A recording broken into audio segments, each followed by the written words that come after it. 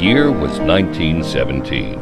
For 3 years, Europe had been entrenched in the Great War, the First World War. A neutral United States was drawn into the fight on April 6, 1917, when President Woodrow Wilson declared war on Germany. This put many wheels in motion, including the purchase of 832 acres of farmland just across the Susquehanna River from Harrisburg, the state capital of Pennsylvania. The U.S. delayed its involvement in World War I, and after the president made the decision that they would become involved, it became a very expedited process to create a support mechanism for the troops that were headed overseas. In April 1918, construction began, and on May 14, 1918, the Army raised the flag over the new Cumberland U.S. Quartermaster Interior Storage Depot. 100 years back, they got it right. They put this installation right in the middle of the railroad network back in the day. We're located at the confluence of the Susquehanna River and Yellow Reaches Creek, which won't be much to some people. If you're a trout fisherman, you'll know what it is right away. The workers that worked here in those days were paid $2 to $3 a day to do the construction work to build the warehouses, and the horses with the saddle were paid $3 a day. We had an engine right on the depot, and of course the trains would come right into the depot and then maneuver them around on the depot. It was a good part, not only made sense for the military and a storage depot, but it's somewhere people wanted to come. It's somewhere people would come and they would stay and they would serve their whole career here.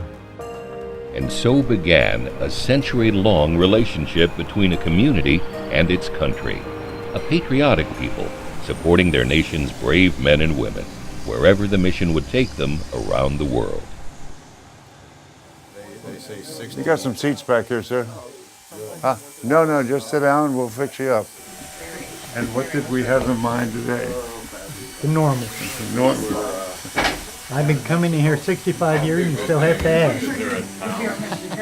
We're in our 4th generation of a barber shop now. We've had a very good rapport throughout the years with the depot. It's like another part of our town.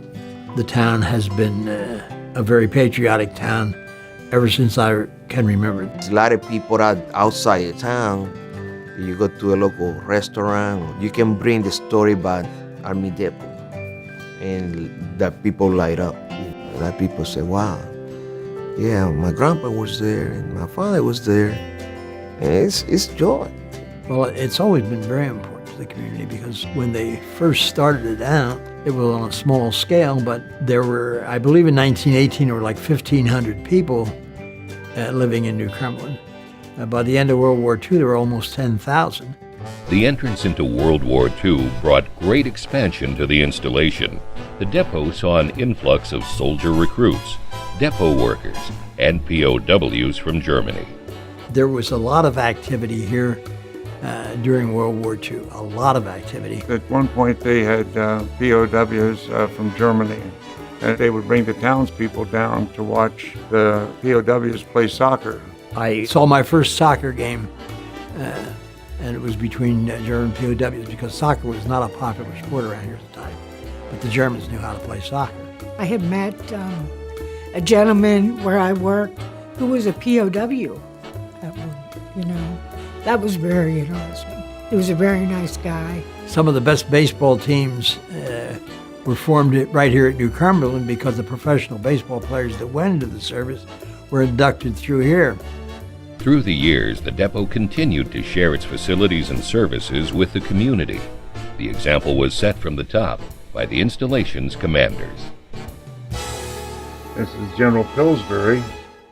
General Pillsbury, his birthday was on the 4th of July, so he'd have a birthday cookout in his backyard. He went on to be a 3-star general, great officer, great American. We would come down and eat here many, many nights during the week because I had never learned to cook. And why would you learn to cook when you can have a steak dinner for $2 25? They did raise the prices a little to $2.50, but that was okay. We could all deal with that. The Officers' Wives Club also ran a nursery at one time. And so mothers could drop their children off at the nursery and then they could go on to work. It provided a swimming pool for my daughter that learned how to swim at that depot pool. Community Day, we always supported the New Cumberland Halloween Parade. We always supported the New Cumberland Memorial Day Parade. There was just a lot of town involvement. This installation provides key support to the communities as they have first-class fire department, we have first-class police department, and we provide great care both off the installation and on. Beginning in the 1950s, the installation continued to adapt and evolve as it took on new missions. 4 warehouses were built, numbers 82 through 85, and were known as the Golden Mile. The culture of the depot was changing too. Predominantly, the women were in administrative jobs, and the men were leaning more toward the manual type jobs, the trade type jobs. It's just the way it was. I was a typist, and I learned that every package that we shipped needed a label. You learned how they packed things, why they were doing what they were doing. But at that time, you didn't have a lot of women in higher grade supervision. They decide, well, we really need you to go where they're unloading the trucks. So I had worked in Warehouse 84. My new boss drug my chair down U Avenue, and he said, now just this is a man's world, and I am not going to have those guys change their way, and because I was going to be the only female in that warehouse. And the guys cut me no slack, but let a truck driver say anything to me, and boy, they were right there, backing me up. At that time, there were a lot of veterans working there, and I just fit in really well there. They were a hard-working bunch of guys, and I just liked being there. The conditions weren't easy, but the pride and commitment of the workers carried the mission forward. Train come through the depot. Right beside the World 53 Bay 1, we have to offload tires by hand. So literally when you opened the boxcar that was filled with tires, you had to be very careful because when you slid the doors open, the tires would sometimes spring out. I worked in a warehouse where they stored tires. The black dust from those tires was unbelievable. It was a tough times to work, but the job had to be done. And there was a lot of pride. I know a lot of people take a real pride even what they have. In 1972, Mother Nature submerged New Cumberland underwater. But it was a man-made accident at the end of the decade that closed the doors on the installation. In 1972, Hurricane Agnes came through our area here and dumped approximately 28 inches of rain. Our normal river stage is 5 to 9 feet, and when the hurricane went through, it got up to like 33 feet of water. The only way you could get to the depot was on a helicopter. And we were within 10 miles of TMI, 3 Mile Island. And I was here when that had happened in 1979. That's the first time that I saw people crying tears and can't go nowhere. First time that I see those metal doors going from Bay 1 to Bay 2, just a slide. And they're heavy. You got to slide it down and close it. In the mid-70s, the Vietnam conflict ended and equipment was returning home. The depot was working overtime to keep up with repairs and maintenance. Mid-70s, there was a lot of stuff still coming back from Vietnam, and we had the air maintenance mission there, so we were getting a lot of the damaged helicopters coming back that we repaired. They actually had a whirl tower where they tested the helicopter blades that had been repaired. And so you often had the whomp, whomp, whomp, whomp, whomp of helicopter blades hours at a time. The workload was astronomical. In fact, when I first started, they told me they would not hire me unless I worked at a minimum of 8 hours overtime a week, because it was just a huge workload that had come as a result of the end of the war.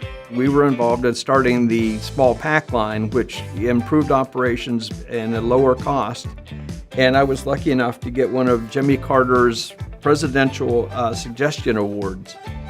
And so that was October 5th, 1979. President Ronald Reagan led the free world and drove change.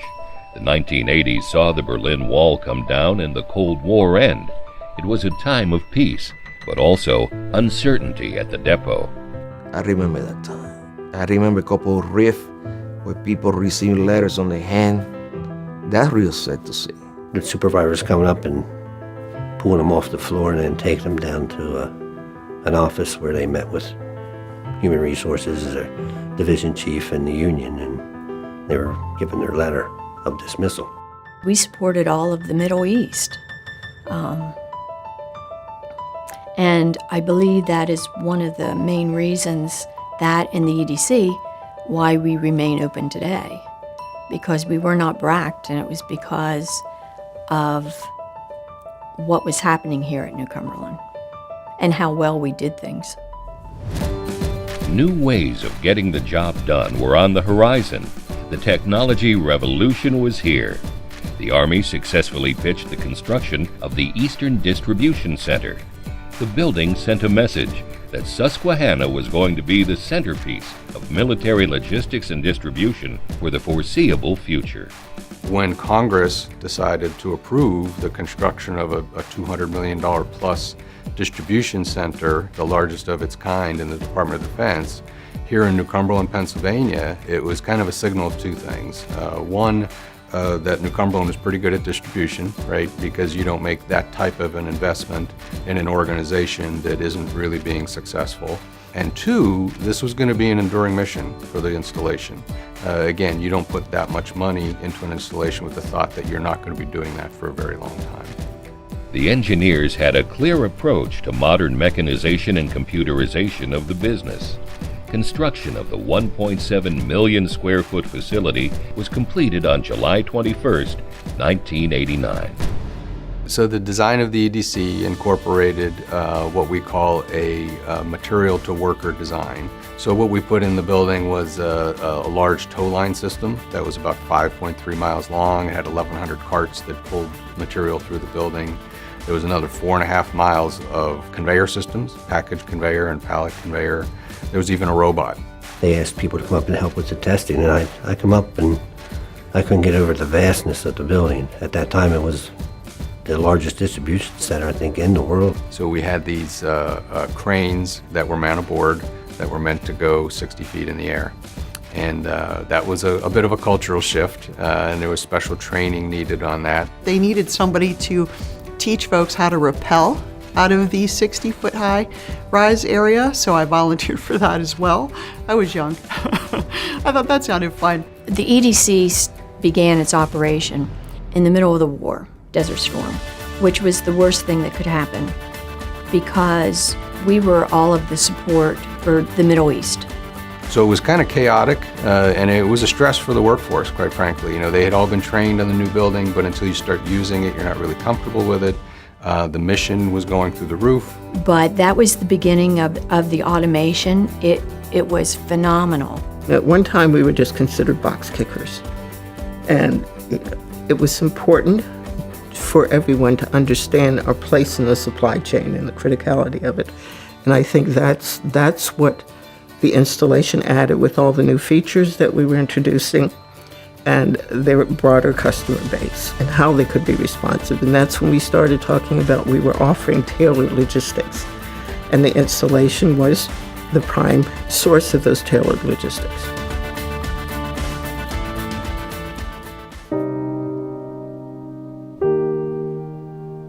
Everyone in the area is very proud to say, that's the Army out there.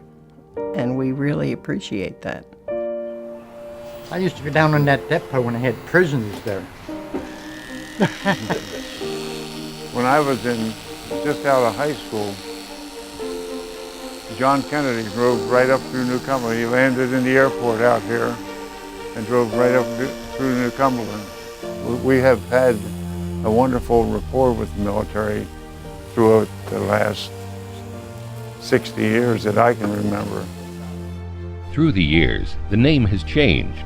The buildings have gone up and come down. But the thousands of people from every origin and experience have worked here with one heart, one purpose, with true dedication determination, and patriotism. From its humble roots as the New Cumberland Army Depot 100 years ago to the global mission that it has today, there's been a lot of people who have contributed to the success of the installation's mission, but really to the security of the Department of Defense. I actually started in distribution in 1966. I started in August of 1973. I came here in 1975. I actually started here in August of 1977. I've been here about 29 years now. So this is my 35th year with the agency. 36 years on the 22nd of this month. The other day I got my award for 40 years. 41 years this June. When I retired with a total of 41 years of service. I love the place, I love the mission, I love the people, and I stayed. This will sound corny, but somebody out there in some hole somewhere really needed the input of what was coming out of this depot. It is so true. It's not all about guns and ammunition and things like that. You know, it's to help that warfighter get through the day.